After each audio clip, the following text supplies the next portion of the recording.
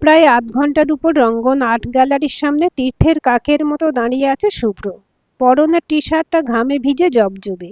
কাকম্মেব অদ্বিতীয়ম রুমালটা ছুঁয়ে দেখার যোগ্যি নেই। অথচ প্রিয়া এখনো বেপাত্তা।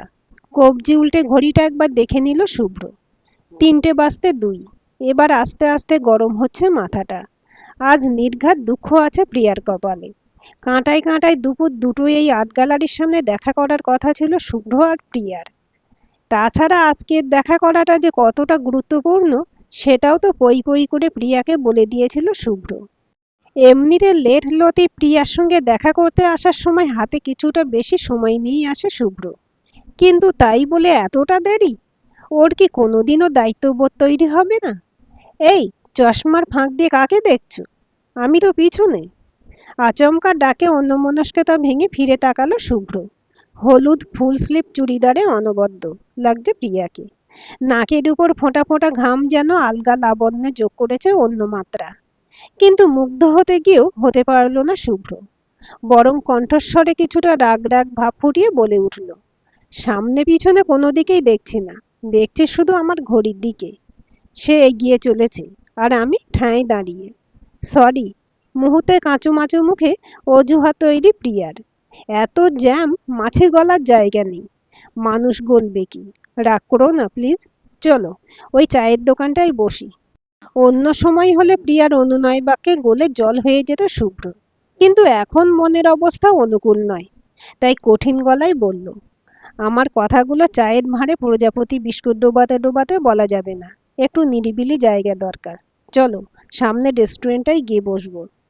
ওহ, তা আগে বললেই পারতে যে তোমার কথাগুলো ফিশ ফ্রাইয়ে কামড় দিয়ে বলার মতো। স্বভাবসিদ্ধ রসিকতা করতে করতে শুভ্রর পশ্চাৎ করল প্রিয়া। ছোট্ট একতলা রেস্টুরেন্ট। তারই কোণে দুটো চেয়ার দখল করে দুটো কফি আর একটা চিকেন কাটলেটের অর্ডার দিয়ে মনে মনে নিজের বক্তব্য গোছাতে লাগলো শুভ্র। মিনিট পাঁচেকের মধ্যে কাটলেট আর ক্যাপুচিনো হাজির টেবিলে। ছোট্ট একটা চুমুক দিয়ে শুভ্র বক্তব্য পেশের ভঙ্গিতে বলে উঠল, বাবা আমার বিয়ের জন্য মেয়ে দেখছে। হ্যাঁ? আটায় গাঁথা কাটলেটের টুকরোটা মুখে পুরতে গিয়েও থেমে গেল প্রিয়া। তাহলে আমার কি হবে? সেই জন্যই তো তোমায় ডেকেছি। উত্তেজনায় প্রিয়ার হাত দুটো চেপে ধরল শুভ্র। আজই তোমাকে বাবার কাছে নিয়ে যাব। কিন্তু তোমার বাবার যদি আমাকে পছন্দ না হয়? অসম্ভব। প্রিয়ার আশঙ্কা ফুৎকারে উড়িয়ে দিল শুভ্র। তোমাকে অপছন্দ হতেই পারে না। অদ্ভুত যুক্তি তো। তুমি আমার প্রেমে পড়েছো, তোমার বাবা তো নয়। কাজেই তোমার আমাকে বিশ্বসুন্দরী মনে হলেও তোমার বাবা তার একমাত্র ছেলের জন্য আমার চেয়ে বেটার অপশন খুঁজতেই পারেন। You are not my option Priya. প্রায় কাঁদো কাঁদো শোনালো শুভ্রর গলা। You are my necessity. কিন্তু আমার ব্যাকগ্রাউন্ড? ঈষৎ দৃঢ় শোনালো প্রিয়ার কণ্ঠস্বর। আমি কিন্তু সত্যি গোপন করে কোনো সম্পর্ক শুরু করতে পারবো না। এই প্রসঙ্গটাতেই কিছুটা মিয়ে গেল শুভ্র। তার বাবা সাংঘাতিক গোঁড়া। মা বেঁচে থাকতে তবু একটা পৃষ্ঠবল ছিল। কিন্তু বাবাকে একলা বোঝানো? মনে মনে খানিক দমে গেল। অবদমনটা মুখে প্রকাশ পেতে দিল না শুভ্র। আত্মবিশ্বাসী সুরে বলে উঠল, আগে তো চলো, তারপর যা হবে দেখা যাবে। খারাপটাই বা ধরে নিচ্ছ কেন? দাঁড়াও, আগে খাওয়াটা শেষ করি। গড নোজ আবার কবে তোমার পকেট কাটতে পারবো। তাড়িয়ে তাড়িয়ে কাটলেট খেতে খেতে শুভ্রর মুখেও জোর করে এক টুকরো গুঁজে দিল প্রিয়া। তারপর কফি শেষ করে বিল মিটিয়ে উঠে পড়ল দুজনে। এবার গন্তব্য শুভ্রর বাড়ি। একে তো ঠিক চিনলাম না, গম্ভীর স্বরে বলে উঠলেন রজত। প্রিয়ারা এখন বসে আছে শুভ্রদের 700 স্কোয়ার ফিটের ফ্ল্যাটের পেল্লাই ড্রয়িং রুমের নরম সোফায়। শুভ্রর বাবা রজত মজুমদারের মুখোমুখি। ফ্ল্যাটের প্রতিটি খুঁটিনাটি সাজানোয় রুচিশীলতার ছাপ স্পষ্ট। বাবা, ও প্রিয়া, আমার বান্ধবী। আমতা আমতা করে বলে উঠল শুভ্র। কই, আগে তো দেখিনি। আগে আনা হয়নি। হুম। তা শুধুই বন্ধু নাকি? হ্যাঁ, মানে, ঢোক গিলল শুভ্র। We love each other. নিস্তব্ধ ঘর। কয়েক মুহূর্ত পর নীরবতা ভাঙল রজত। কোথায় থাকো তুমি? বাড়িতে কে কে আছেন? জবাবটা শুভ্রই দিতে যাচ্ছিল। তাকে চোখের ইশারায় থামিয়ে প্রিয়া বলে উঠল, আমার বাবা মা নেই, থাকলেও আমি তাদের দেখিনি। মানে? মানে আমি অনাথ। অনাথ আশ্রমের ফাদারই আমার বাবা। এখন যদিও একটা লেডিস হোস্টেলে থাকি।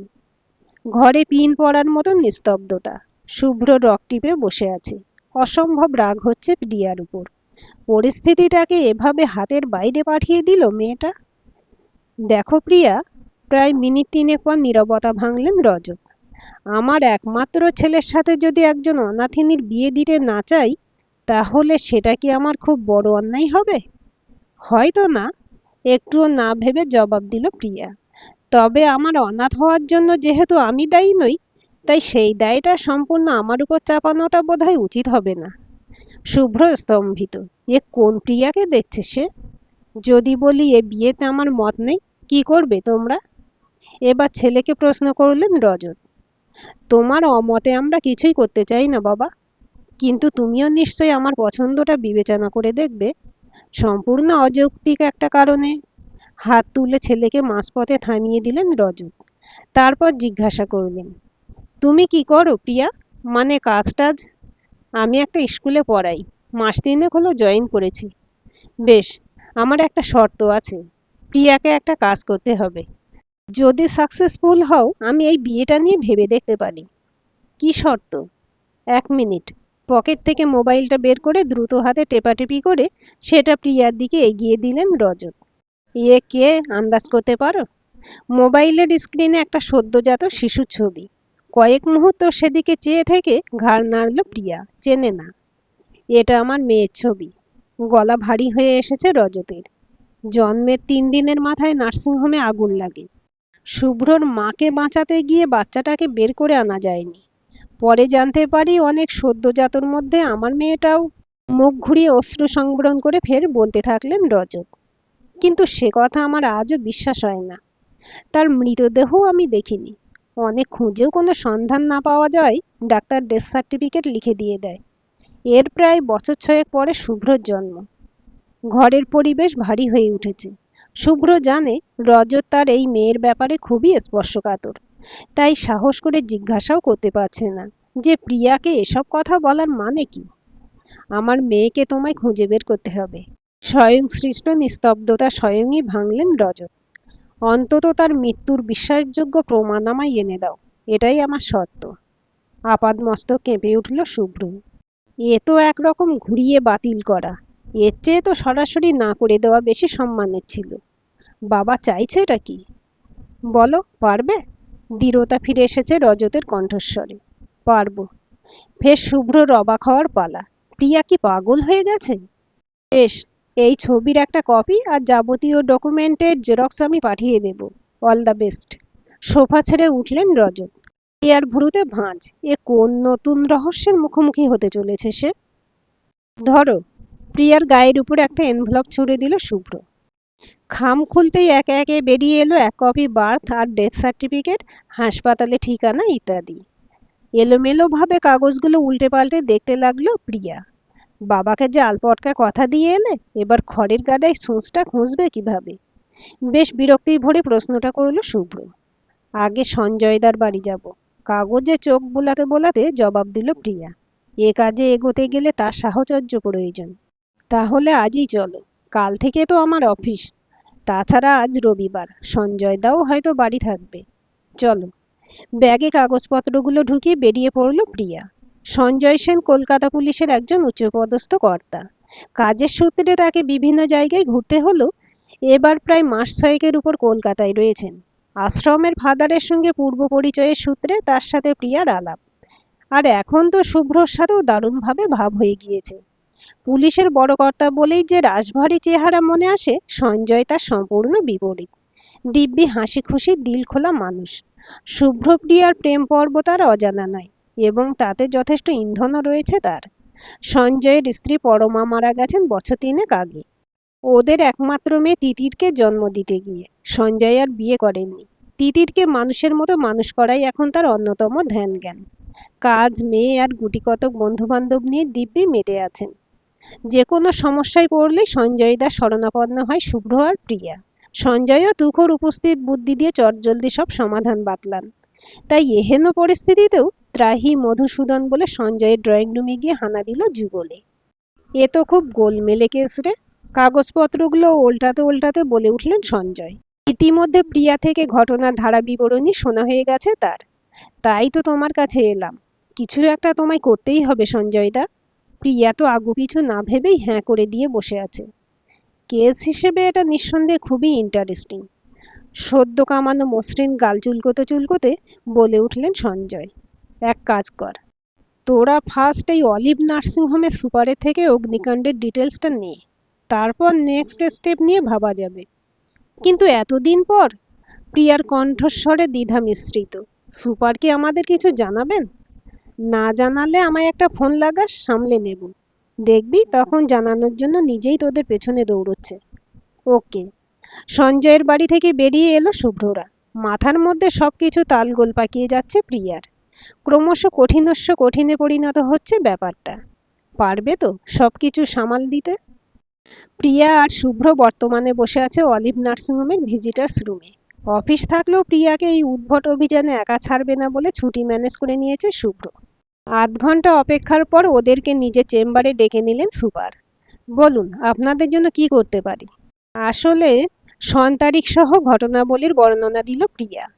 আমার এক আত্মীয়ার মেয়ে এই দুর্ঘটনার দিন চারেক আগে এখানেই হয়েছিল, কিন্তু দুর্ঘটনার পর থেকে আজ অবধি তার আর কোনো খোঁজ পাওয়া যায়নি।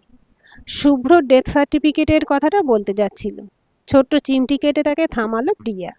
সবই তো বুঝলাম। বেশ চিন্তিতভাবে ব্যাক ব্রাশ করা চুলে আঙুল চালালেন সুপার।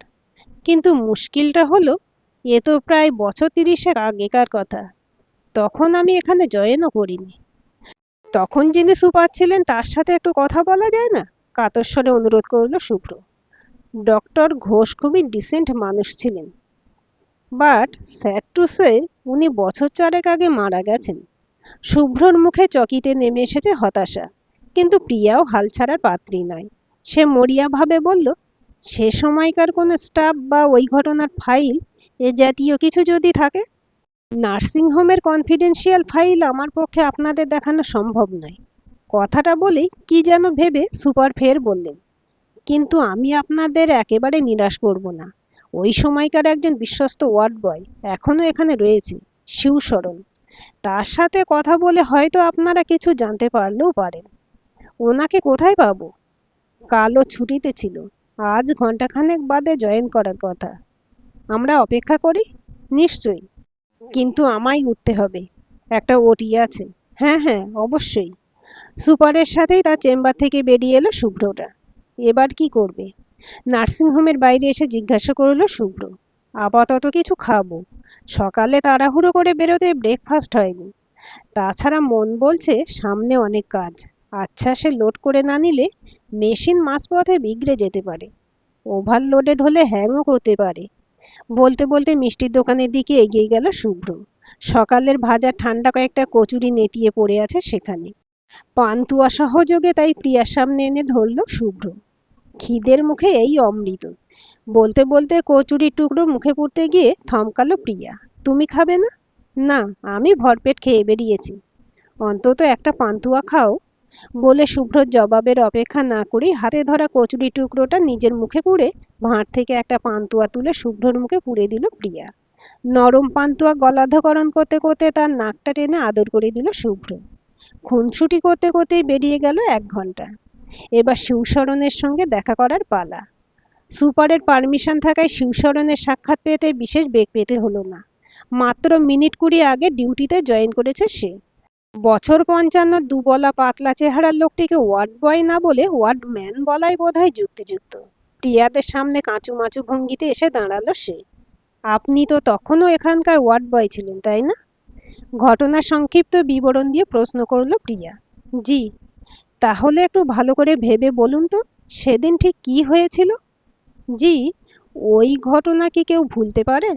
সেদিন দুপুর ২টো নাগাদ হঠাৎ আগুন আগুন শুনে দেখি মেডিসিন স্টোর থেকে ধোঁয়া বেরোচ্ছে। তারপর কিছু বোঝার আগেই হু হু করে বলতে বলতে কাঁপছিল শিবশরণ। বোঝা যাচ্ছিল সেদিনের ভয়াবহ আতঙ্কের স্মৃতি তার মনে আজও টাটকা। তারপর জিজ্ঞাসা করল শুভ্র, পেশেন্টদের কি হলো? ওটা তো ভিজিটিং আওয়ার্সও নয়। অনেককে বাঁচানো গিয়েছিল, আবার অনেকে। আর বাচ্চারা? শিবশরণকে মাঝপথে থামিয়ে বলে উঠল শুভ্র। ওদেরও তাই। শুভ্রর মুখে যন্ত্রণার গভীর ছায়া। নিজের অদেখা দিদির মর্মান্তিক মৃত্যুশোক সম্ভবত এই প্রথম বিহল করেছে তাকে। মিথ্যে সান্ত্বনা দেওয়ার চেষ্টা করল না প্রিয়া। সে শিবশরণকে উদ্দেশ্য করে বলল, সদ্যোজাতদের ঘরে আমায় একবার নিয়ে যাবে? লেকিন প্লিজ, আমরা কিছু ধরবো না। আইয়ে। শিবশরণকে অনুসরণ করে একটা বড় ঘরে ঢুকলো দুজনে। প্রায় জনার সাথে সদ্যোজাত বাচ্চাকে পাশাপাশি শোয়ানো রয়েছে সেখানে। এই বাচ্চাটাও কি এখানেই ছিল? ব্যাগ থেকে ছবিটা বের করে শিবশরণের সামনে তুলে ধরল প্রিয়া। হ্যাঁ হ্যাঁ, পলকে উদ্ভাসিত শিবশরণের মুখ। এর জন্মাবার পর এর বাবা আমাদের সব ওয়ার্ড বয় আর নার্সদের ৩০০ টাকা করে দিয়েছিল। এই বাচ্চাটাই যে সেই বাচ্চাটা, আপনি নিশ্চিত? জি। ওর থুতনির উপরে এই কালো তিলটা দেখে আমরা ঠাট্টা করে বলাবলি করতাম যে এখানে হোনেওয়ালি বিউটি কুইন জন্মেছে। তাই এই বাচ্চাটাও তো মারা যায়। আজ্ঞে, তেমনটাই তো শুনেছি। শুনেছ মানে? দেখোনি? জি, অতগুলো তালগোল পাকানো বাচ্চা। তাছাড়া ওর খাটটা একেবারে পুড়ে। দৃশ্যটা কল্পনা করতে গিয়েও শরীর গুলিয়ে উঠল প্রিয়ার। নিজেকে কোনো ক্রমে সামলে নিয়ে সে জিজ্ঞাসা করল, তার মানে নাথিং স্পেসিফিক, পুরোটাই ধরে নেওয়া, তাই তো? জি না, মানে হাত কসলাচ্ছে শিবশরণ, সম্ভবত অতিরিক্ত কিছু বলে ফেলার অস্বস্তিতে। এই বাচ্চাটা কোন জায়গায় শুয়েছিল মনে করতে পারবে? জি। আঙুল দিয়ে জানলার ধারের একটা খাট দেখালো শিবশরণ। এইখানটায়। আঁতকে উঠল প্রিয়া।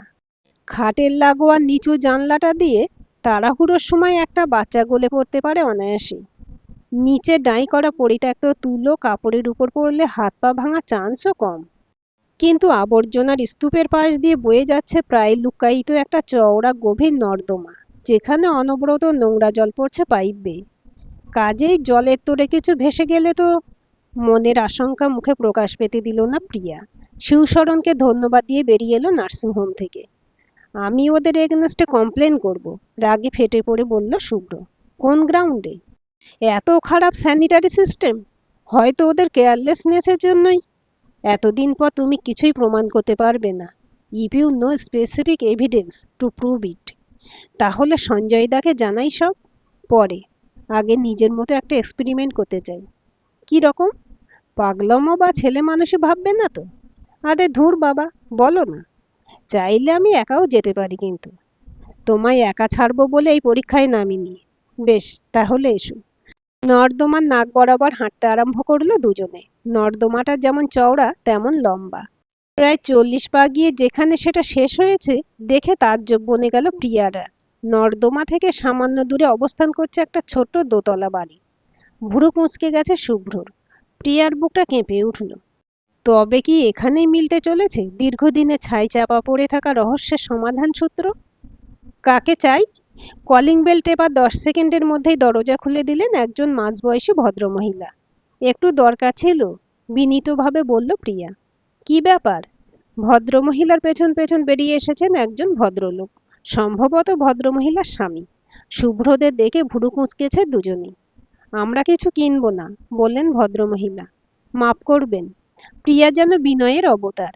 আমরা সেলস পার্সন নই, একটু অন্য প্রয়োজন ছিল। ভদ্রলোক কি প্রয়োজন?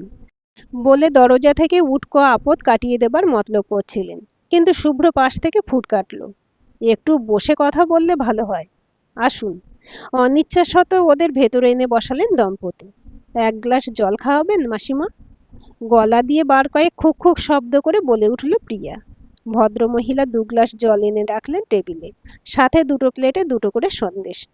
শেষেরটা সম্ভবত অতিথি নারায়ণ তত্ত্বের মান রাখতে, কারণ অবাঞ্ছিত অতিথিদের সন্দেশ খাওয়ানোর সাথে অন্তরের যোগ থাকা অসম্ভব।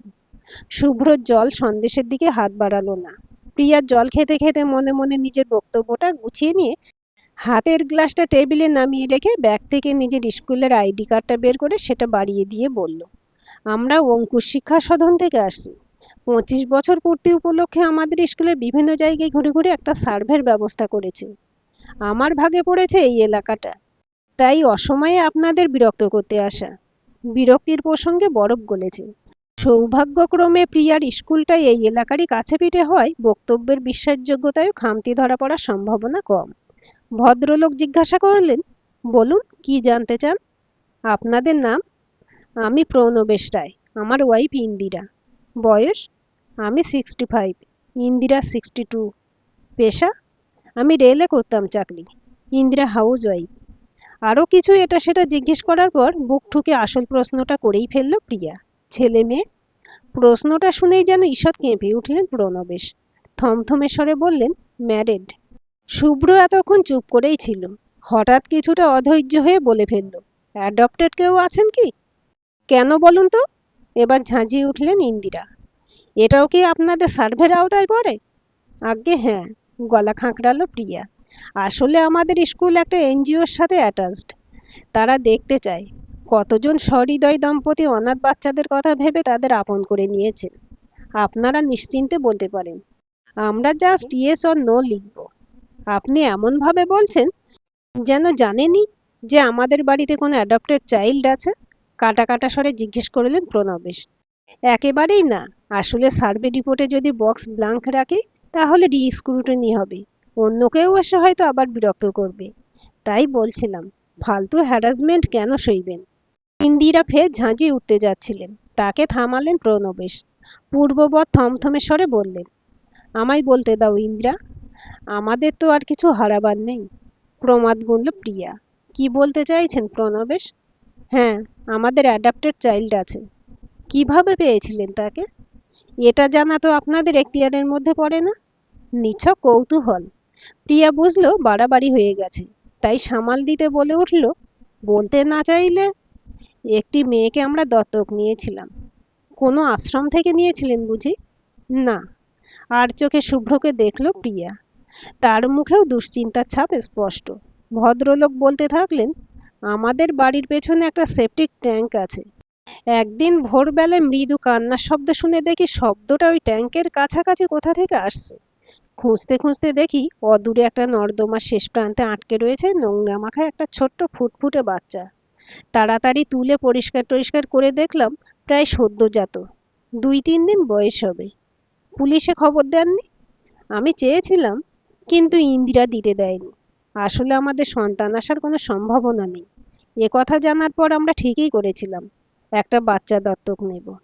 তাই এরকম অবস্থায় বাচ্চাটাকে পেয়ে আমরা লোভ সামলাতে পারিনি। তাই বলে একবার খোঁজও নেবেন না বাচ্চাটার বাবা মা কেউ আছে কিনা? এটা তো একটা ক্রাইম। ক্ষোভে ফেটে পড়ল শুভ্র। জানি, ধীরে ধীরে বললেন প্রণবেশ, কিন্তু সেই সময় মনের ঊর্ধ্বে বিবেক বা আইনকে স্থান দিতে পারিনি।